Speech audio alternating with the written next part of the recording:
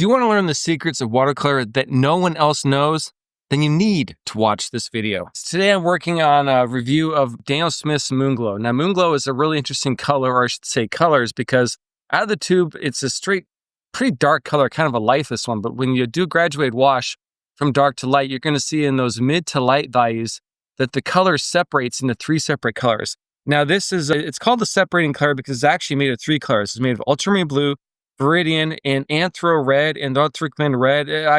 I can't even say that word and I speak English. I couldn't say that word to save my life. But it's a great color because what it is when you get it wet into wet, you can see the three colors separate. So what you do is you put it down on paper, and then while the color is still wet, you go back into it and you hit it with some water. And you start to see the colors separate because the Ultramarine Blue and the Viridian soak into the paper first. And then the word I can't pronounce, the red color, floats on top of that last. So you really can kind of control this. And I say control kind of like you can control a tiger. It's relative.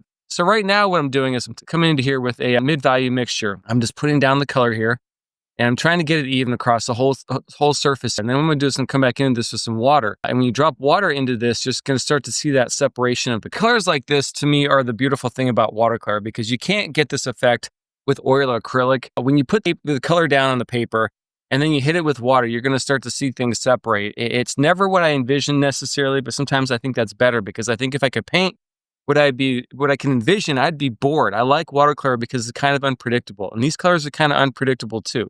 And that's a great thing, I think. Embrace that, because what's going to happen is you're going to look at your paper, and then 5 minutes later with these separating colors, it's going to look completely different.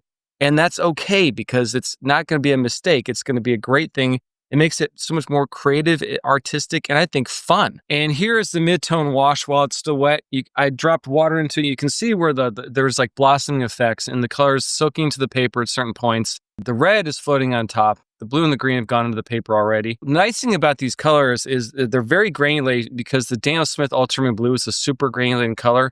Much more granulating than other brands I've encountered. Right now I'm doing a wash, like a light value wash, and you can visually see that red is already sitting on top of the paper. It looks delicious. Of course, don't eat your paint. Don't be the reason why they have to put the warning labels on things. That's not something to be proud of, people. I've never done that myself. I keep joking about it, but if I had to eat a paint, this might be the paint. If you like this content, hit subscribe. I'll have more watercolor tutorials in the future.